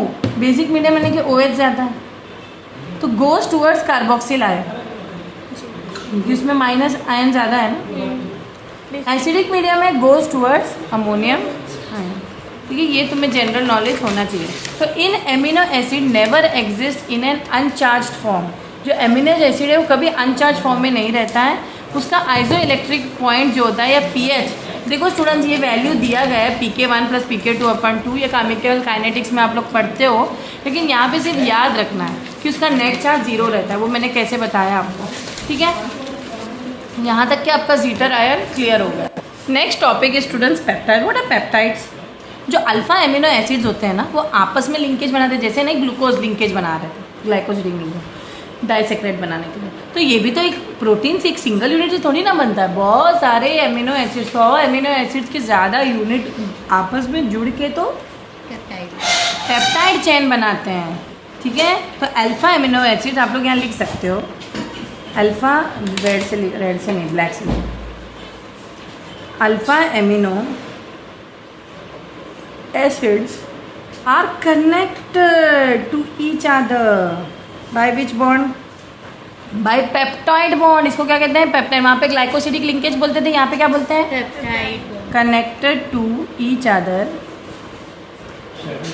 by what? peptide bond. ठीक है या लिंकेज. पेप्टाइड बॉन्ड और पेप्टाइड लिंकेज. समझ में आया? तो ये जो पूरे यूनिट्स हैं ये एक एमिनो एसिड का यूनिट है ना. ऐसा नो क्या क्या है? देखो NH2 भी है, R भी है, COOH. ये पूरा COOH है. अब वैसे ही लेकिन दूसरे वाले को कैसे लिखना है पता है? COH इस तरफ लिख दिया तो इसका NH2 इस तरफ लिखना है आपको. समझे? NH2 इस तरफ लिखना है, COOH इस तरफ, तभी तो लिंकेज बनाओगे. इसका OH और NH2 का H के बीच में क्या बनने वाला है हमारा? पेप्टाइड बॉन्ड या पेप्टाइड लिंकेज. पेप्टाइड लिंकेज लिख दो या पेप्टाइड बॉन्ड लिखो. इसी तरह लंबे चेन बनेंगे. 100 से ज़्यादा बनेंगे ना तभी तो प्रोटीन बनेगा. समझे? तो इसी तरह एक लंबा चेन बनेगा. तुम बस याद रखना जो कार्बोक्सिलिक का एंड है और नाइट्रोजन जो अमाइन का एंड है वो एक दूसरे के सामने रखना. COOH का OH लेना है और NH2 का H लेना है. इन दोनों के बीच में आपको पेप्टाइड बॉन्ड में. और क्या निकाल रहे हो तुम लोग? पानी तो निकाल रहे हो. समझ में आया? पानी तो निकाल रहे हो. ठीक है. अब जो बाय प्रोडक्ट मिलेगा जुड़ के तो ये जुड़े ये बनेगा ना NH2 CHR. C का डबल बॉन्ड हो है ना. C का डबल बॉन्ड हो, OH2 निकल गया, इसका OH निकल गया, इसका H निकल गया तो NH ही तो बचा CH. और जो R नंबर 1 था R नंबर 2 बाकी की चीज़ें सेम लिखो. ये by product after removing water या after forming the peptide bond. अगर 2 एमिनो एसिड से बना है तो डाइपेप्टाइड. वहाँ टावल है, वहाँ देखो टावल. 2 एमिनो टावल दरवाजे के ऊपर. हाँ जाओ. 2 एमिनो एसिड का बॉन्ड बना है तो डाइपेप्टाइड. 3 एमिनो एसिड का बॉन्ड बना है तो try, so on and so for, tetra, poly. तो हाइड्रोलिसिस ऑफ पेप्टाइड कैसे करते हैं? भाई पेप्टाइड से जितना भी पानी का मॉलिक्यूल निकालो उतना n number of amino acid बनेगा. ठीक है. ये कॉन्सेप्ट ईजी है, कोई कॉम्प्लिकेटेड नहीं है. हमें करना क्या है, हमें 2 यूनिट ऑफ एमिनो एसिड लेना है, वैसे तो 100 यूनिट लेना है, उनमें से पानी निकालना है। जैसे यहाँ पे ग्लाइसिन लिया है, एलेनिन लिया है, ग्लाइसिन और एलेनिन लिया है और H2O निकालना है, क्योंकि ग्लाइसिन और एलेनिन देखो H2O निकाल, क्या बना, ग्लायला। शॉर्ट फॉर्म क्या है, ग्लाइसिन का ग्लाय, एलेनिन का अला, तो इसी तरह ग्लायला। समझ में आया, इस तरह आपको बनाना है। अब ये बहुत इंपॉर्टेंट टॉपिक है, बहुत आसान भी है। देखो जो मॉलिक्यूलर शेप ऑफ प्रोटीन होता है ना, 2 तरीके के होते हैं। एक होते हैं फाइब्रस, फाइबर की तरह, इस तरह लंबे लंबे, जैसे हमारे बाल है, हमारे बाल फाइब्रस प्रोटीन है। किसी के बाल तोड़ के दिखाऊं, नहीं, पता है ना बाल कैसे होते हैं। और ग्लोबुलर ये जैसे होमोग्लोबिन के अंदर इस तरीके का स्ट्रक्चर, इसीलिए हेमोग्लोबिन नाम है। वो जो प्रोटीन ग्लोबुलर से गोला गोला स्ट्रक्चर का होता है। तो फाइब्रस और ग्लोबुलर में डिफरेंस क्या है स्टूडेंट, फाइब्रस लॉन्ग थिन होते हैं, they lie side by side, देखो इस तरह एक दूसरे के side by side to form fibres, एक दूसरे के साइड बाय साइड मिल के एक फाइबर बनाते हैं। But this folds in spherical 3D shape, इसके 3D शेप में दिखाऊंगी आपको, आपके दिखाऊंगी। Keratin in here is a fibrous protein, ठीक है। बाल के प्रोटीन को क्या बोलते हैं, केरेटिन। इसे तो केरेटिन ट्रीटमेंट करते हैं हम लोग, क्योंकि वो खराब हो जाता है प्रोटीन खराब भी होता है, उस प्रोसेस को डीनेचुरेशन कहेंगे, जो हमारा नेक्स्ट टॉपिक। कैसे खराब होता है, अरे सनलाइट के एक्सपोज करो, गर्म पानी से नहाओ या पसीने से, मतलब अपने बाल को भी मेंटेनेंस चाहिए, इसीलिए हम लोग फिर केरेटिन ट्रीटमेंट करते हैं। कोलेजिन कहाँ होता है, इन स्किन एंड बोन, ये भी एक प्रोटीन होता है, ये भी खत्म हो जाता है, इसीलिए हम लोग फिर बुढ़ापे में या एक्स्ट्रा टैबलेट वगैरह रहते हैं। ग्लोबुलर में एग्जांपल हेमोग्लोबिन आएगा, इंसुलिन आएगा, एंजाइम्स आएंगे, ठीक है। ये टेबल अच्छे से बना लेना। फिर सोल्यूबिलिटी इन वाटर, अभी तो मैंने बताया था, बाल सोल्यूबल है नहीं, तो फाइब्रस इनसोल्यूबल होते हैं, ग्लोबुलर सोल्यूबल होते हैं। अगर ग्लोबुलर सोल्यूबल नहीं होता तो हेमोग्लोबिन सोल्यूबल कैसे होता है भाई हमारे ब्लड में, है ना। नेक्स्ट है रोल क्या है इसका, इनका मेन स्ट्रक्चरल रोल होता है, ऊपर का स्किन है, बाल है, कोलेजिन, बोन एंड कार्टिलेज यानी कि जो पतली हड्डी होती है ना, नाक की, कान की, ठीक है। Keratin in finger nails and hair, finger nails में भी केरेटिन होता है, हेयर में भी।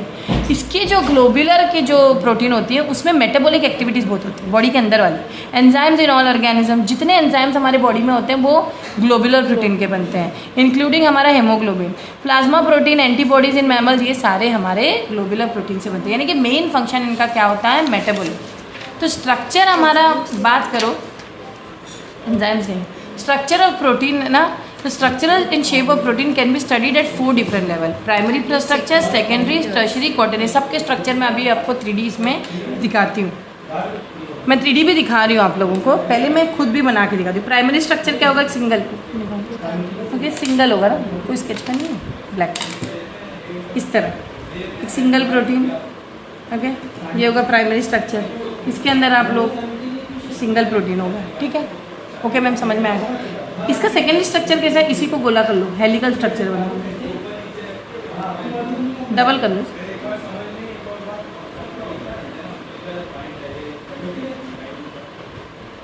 ठीक है। इसी का मतलब ये जुड़े कैसे हैं, ये एक्चुअली जुड़े हैं ना गोले गोले से, अब फिर इसको गोला गोला कर दो, फिर समझने के लिए अब वो कर दो आप लोग। ये हेलिकल है सेकेंडरी स्ट्रक्चर, इसी को मैंने गोला कर दिया। टर्शरी स्ट्रक्चर कैसे होंगे, टर्शरी स्ट्रक्चर में ये एक सिंगल हेलिक्स है, 2 हेलिक्स मिलके बनाएंगे, जैसे ये मैंने बना दिया, समझी, ये मैंने बना दिया, ऐसे एक और जुड़ेंगे, ठीक है, जुड़ा है कि नहीं। ये तो प्राइमरी स्ट्रक्चर था, ये सेकेंडरी स्ट्रक्चर था, ये टर्शरी है।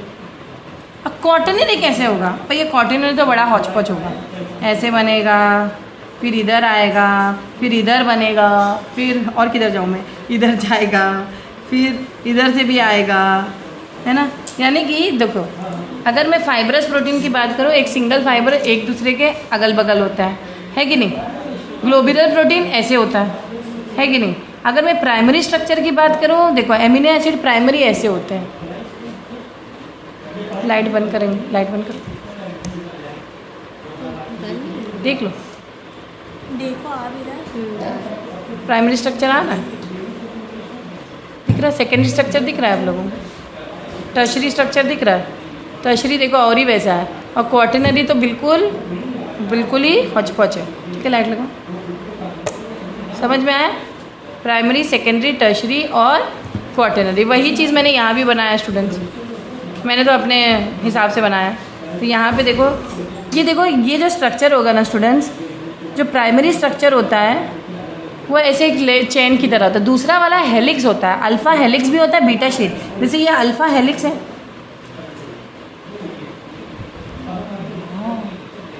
अल्फा हेलिक्स, और बीटा प्लेटेड भी होता है, इस तरह प्लेट की तरह होता है ना, इस तरह होता है। देखो ये प्लेट, इसको कहते हैं बीटा प्लेटेड भी होता है। बीच बीच में लाइन बना लो, ये बीटा प्लेट, बीटा शीट्स भी बोलते हैं इसको, अल्फा शीट्स भी बोलते हैं, बीटा शीट। समझ में आया? बीटा प्लेटेड भी होते हैं, समझ में आया? यहाँ पे टर्शरी स्ट्रक्चर में देखो बहुत सारे ऐसे गुल मिल के बने हैं, और क्वार्टरनरी तो मैंने आपको दिखाई दिया, ठीक है। तो यहाँ से अंडरस्टूड कर लो स्टूडेंट्स, आप लोगों को इससे ज़्यादा मैं नहीं बता सकती। सिर्फ इतना नोटिस करो, जो ईच लेवल है वो सब्सटीक्वेंट लेवल इसका जो है वो ज़्यादा कॉम्प्लेक्स है पहले से। देखिए ये सिंपल था, जिससे थोड़ा कॉम्प्लेक्स है, उससे ज़्यादा कॉम्प्लेक्स, ये बहुत ही कॉम्प्लेक्स है कि नहीं? है कि नहीं? तो primary structure describes the sequence of amino acid connected together form polypeptide. वो तो एक सिंगल चेन बना है, it may contain more than one chain बस। लेकिन जो सेकेंडरी स्ट्रक्चर मैंने बताया, it arises due to folding of the backbone of the polypeptide. जैसे मैंने बताया ना, बीटा प्लेटिंग बनती है इट और फोल्डिंग हो जाती है। This describe the shapes in which polypeptide chain can exist. The two types are alpha helix, जो मैंने बताया हेलिकल होता है इस तरह, या बीटा प्लेटेड इस तरह, ठीक है। प्लेटिंग हो जाती है ना, प्लेट्स बन जाते हैं। तो ये दो, ये राइट हैंड स्क्रू स्ट्रक्चर होता है अल्फा हेलिक्स का। बस इतना ही याद रखना है, आप लोग को उसकी थियोरी याद करनी है, ठीक है। टर्शरी स्ट्रक्चर ऑफ प्रोटीन मैंने अभी तो बताया था। Tertiary structure of protein, the overall folding of polypeptide chain ना, इस तरह मैंने बताया था। फिर ओवरऑल फोल्डिंग भी ना, दो हेलिक्स की इस तरह फोल्डिंग बताई थी, ठीक है। तो अल्फा हेलिक्स तो मैंने अभी बताया था आपको, ऐसे होता है। बीटा प्लेटेड ऐसे होते हैं, और टर्शरी स्ट्रक्चर स्टूडेंट्स ऐसे होता है। It overall folding of a polypeptide chain बताएं, further folding of the secondary structure, मतलब सेकेंडरी स्ट्रक्चर और फोल्ड होगा। प्राइमरी से सेकेंडरी बना, सेकेंडरी से और फोल्डिंग करके, और this is due to disulphide linkage, this is due to disulphide linkage, related we are showing. Then quaternary structure तो स्टूडेंट बहुत ही खतरनाक होता है। It is a structure of haemoglobin, एक ग्लोबुलर स्ट्रक्चर होता है ना। देखो हेमोग्लोबिन का ऐसा होता है, हेम जो हेमोग्लोबिन का स्ट्रक्चर। अब इतना तो कोई बनाने के लिए आएगा नहीं एग्जाम में, समझने के लिए डायग्राम मैं दिखा रही हूँ बस, ठीक है। अब ये तो बात हो गई प्रोटीन के स्ट्रक्चर की। अब नेक्स्ट बात मैं कर रही हूँ डीनेचुरेशन ऑफ प्रोटीन, यानी मैंने कहा ना प्रोटीन्स खराब भी हो जाते हैं, बाल खराब होते हैं, टूटते हैं। क्यों टूटते हैं? क्योंकि डीनेचुरेशन इज अ प्रोसेस इनमें जो प्रोटीन्स और the nucleic acid lose the quaternary structure. जो उनका क्वार्टरनरी स्ट्रक्चर जब लूज होगा स्टूडेंट्स, समझो डीनेचुरेशन ये प्रोसेस है, ठीक है। डीनेचुरेशन प्रोसेस है। अब यहाँ पे ये नॉर्मल प्रोटीन है, लेकिन ये स्ट्रक्चर अपना लूज करके देखो सिंगल बन जाता है, यानी कि अपना क्वार्टरनरी स्ट्रक्चर लूज करके प्राइमरी में आ जाता है। पहले सेकेंडरी में आएगा, और ख़राब करो बाल, और ख़राब करो, जब तक वो प्राइमरी में ना। समझ में इस तरीके, मतलब ये बात कर रहे हैं कि कैसे नॉर्मल प्रोटीन, मैं चाहे तो बना के दिखाती हूँ आपको, कैसे एक नॉर्मल प्रोटीन जो क्वार्टरनरी वाला है, क्वार्टरनरी वाला कैसे भी बना दो, ठीक है। अब ये जो है ये क्या करता है, loss of biological activity due to what, heat है, या कुछ खाना पीना नहीं सही चल रहा है, या बीमार पड़ गए हो, या मेडिसिन के साइड इफ़ेक्ट्स की वजह से क्या हो रहा है, डीनेचुरेशन हो रहा है। क्या हो रहा है? यानी कि जो नेचुरल स्ट्रक्चर बिगड़ रहा है, डीनेचुरेशन हो रहा है। डीनेचुरेशन हो रहा है और क्या बनेगा, यही चीज़ ऐसे एक बस सिंगल में कन्वर्ट हो जाएगी। यानी कि ये नॉर्मल प्रोटीन था आपका जो क्वार्टरनरी स्ट्रक्चर था, और ये हमारा डीनेचुर्ड प्रोटीन। डेफिनेशन में एग्जाम में डेफिनेटली आता है, तो डेफिनेशन याद कर लो, स्ट्रक्चर बनाने के लिए नहीं आएगा, इतना आपको छूट दी गई है, ठीक है। डेफिनेशन याद करो, ठीक है। इसमें क्या हो रहा है, प्रोसेस इन विच प्रोटीन्स और nucleic acid lose the quaternary structure और the tertiary structure and secondary structure, मतलब जो कॉम्प्लेक्स स्ट्रक्चर लूज करके सिंगल बन जाते हैं, okay, which is in the native state, वो लूज करके एक डीनेचुर्ड प्रोटीन बन जाते हैं, ठीक है। और नेक्स्ट टॉपिक है न्यूक्लिक एसिड, जो हम नेक्स्ट लेक्चर में करेंगे। Thank you students. In the last lecture हम लोगों ने बेसिकली पढ़ा था अबाउट प्रोटीन्स, ओके, और प्रोटीन के स्ट्रक्चर्स भी पढ़े थे। एंजाइम्स और हार्मोन्स आपके सिलेबस से कट है। विटामिन्स है, और विटामिन तो एक बहुत ही नॉर्मल टॉपिक है, तुम लोगों को पता है मेन विटामिन क्या होते हैं, A, C, D, E, K, और बी में भी thiamine, B1, B2, B3, so on and so fourth, ठीक है। विटामिन एक ऐसा बायोमोलिक्यूल है जो बहुत कम अमाउंट में बॉडी को चाहिए। ऐसा नहीं कि दिन भर फ्रूट खा लो जिंदा रह जाओगे, जिंदा तो रह लोगे, लेकिन वो इतनी एनर्जी तुम्हें नहीं मिलेगी, क्योंकि विटामिन हमारे लिए वो वाला काम करता है, साइड वाला काम करता है, जैसे हमारा स्किन अच्छा कर देते हैं, हमारे हाजमे में हेल्प करते हैं। तो ये खुद vitamin is divided into two. The vitamins are divided into two. So vitamins मैंने कहा किस में डिवाइडेड होते हैं? दो में। कौन कौन से? वाटर सोल्यूबल और फैट सोल्यूबल। सबसे पहले डेफिनेशन देखते हैं। The organic compounds of vitamins are required in very small quantities in the diets of animals in order to ensure healthy growth and reproduction. Most of them cannot be synthesized in our body, but plants can synthesize almost all of them. हम लोग नहीं synthesize करते, इसीलिए हम लोग vitamins के supplements लेते हैं, हमारी बॉडी वो नहीं बनाती है। तो जो फैट सोल्यूबल मैंने कहा दो टाइप में डिवाइड है, फैट सोल्यूबल और दो टाइप में क्या डिवाइडेड है? It is divided into two types, water soluble and fat. Water soluble vitamin क्या होते हैं स्टूडेंट्स? जो पानी में सोल्यूबल है। इसका बेस्ट एग्जाम्पल है वाटर सोल्यूबल का, देखो ऐसे याद रखना, फैट सोल्यूबल एडेक याद रखना। क्या? तो बचे हुए क्या होंगे? Water soluble. समझ में आया? यानी कि वाटर सोल्यूबल में आएंगे vitamins of vitamin B, C, ये आएगा, क्योंकि ADEK fat soluble. Water soluble पानी में सोल्यूबल है और फैट सोल्यूबल फैट में सोल्यूबल है। They are stored in adipose tissue. जो फैट सोल्यूबल फैट्स कहाँ स्टोर होते हैं भाई? एडिपोज टिश्यू में। एडिपोज टिश्यू में क्या होते हैं? फैट सोल्यूबल विटामिन स्टोर होते हैं। और water soluble vitamin they can not be stored in the body. They क्योंकि वो सोल्यूबल है ना, बॉडी से चले जाते हैं। अरे बाबा सोल्यूबल फैट तो बॉडी में स्टोर रहता है ना, उसी में ये सोल्यूबल हो के एडेक जो है बॉडी सिंथेसाइज करती है, स्टोर कर लेती है। लेकिन जो वाटर सोल्यूबल है दे can not be what in the body. तो इसीलिए किसको ज़्यादा खाना चाहिए हम लोगों को? बी एंड सी को ज़्यादा खाओ। किस में मिलेगा आपको? फ्रूट्स में। कौन किस में मिलेगा? हम टेबल फॉर्म में दिखेंगे। विटामिन बी में सब आएंगे, विटामिन B1, B2, B3, ये देखो ये लिस्ट है। बहुत सारे विटामिन का आप लोगों को सिर्फ सोर्सेज आ रहा है ना, डेफिशिएंसी डिजीज आ रही है, सोर्सेज नहीं आ रही है, लेकिन तब भी पढ़ लो। विटामिन ए कहाँ से मिलता है? पालक से मिलता है। नहीं खाओगे तो क्या होगा? जेरोथेलेमिया एक डिजीज होगी, यानी कि कॉर्निया, यानी जो आंखें हैं वो क्या होने वाली है तुम्हारी? वहाँ के वीक होगी, नाइट ब्लाइंडनेस होगा, हार्डनिंग ऑफ कॉर्निया होगा।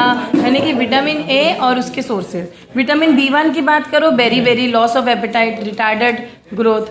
ओके, विटामिन B2 में cheilosis, fissuring at corners of mouth and lips, okay, digestive disorder and burning sensation of the skin. Vitamin B6 कहाँ से मिलता है? तुम लोगों को नहीं आ रहा है, एग यॉक वगैरह से मिल रहा है, लेकिन कन्वर्जन या फिट्स टाइप आते हैं। विटामिन B12 से पेरिनिशियस आने में यानी कि कमजोरी, यानी कि RBC की डेफिशिएंसी इन द हेमोग्लोबिन होता है। ठीक है, इसको हम साइनो को बालामाइन भी बोलते हैं। विटामिन सी को हम एस्कॉर्बिक एसिड भी बोलते हैं, ये पूछा जाता है। और विटामिन सी तो भरपूर तुम्हें कहाँ मिलेगा बताइए? सिट्रस फ्रूट्स में, येलो और ऑरेंज कलर के फ्रूट्स में। और अगर ये ना खाओ तो ब्लीडिंग गम्स होते हैं, जिसको हम स्कर्वी बोलते हैं। पता है, ये बचपन में पढ़ा है, सब कुछ बचपन में पढ़ा है तुम लोग। अब बड़े होगा तब भी पढ़ो। विटामिन डी तो हमें सुबह की धूप से मिलता है, फिश से, एग से मिलता है। इससे हमें बो शेप लेग बन जाते हैं अगर नहीं खाओ। इस तरह के टेढ़े मेढ़े लेग्स बनते हैं, ऐसे बो शेप लेग, ऐसे लेग्स बनते हैं। ओके, एंड ऑस्टियोमेलेशिया यानी कि soft bones and joint pains in adult. जो बो शेप लेग है उसको रिकेट्स बोलते हैं। पता होना चाहिए, हम लोग को बचपन से पढ़े हुए हैं। विटामिन ए वेजिटेबल ऑयल्स वगैरह में मिलते हैं। तुम्हें सोर्सेज आ नहीं रहे हैं तो तुम सिर्फ डेफिशिएंसी डिजीज पढ़ो कि इससे ना स्टेरिलिटी में, यानी कि increase fertility of RBC and muscular weakness. Sterility यानी कि रिप्रोडक्शन नहीं हो पाता है ना। विटामिन के जो है उसको हम फाइलोक्विनोन बोलते हैं। Increase blood clotting time. इसीलिए ये जो नहीं खाते हैं ना विटामिन के, उनकी ब्लड क्लॉट नहीं होता है और वो बीमारी हेमोफीलिया, ये जेनेटिक होते हैं या तो डेफिशिएंसी ड्यू टू विटामिन के। ये लीवर वगैरह, कलीजा वगैरह से भी मिलता है, खाओ।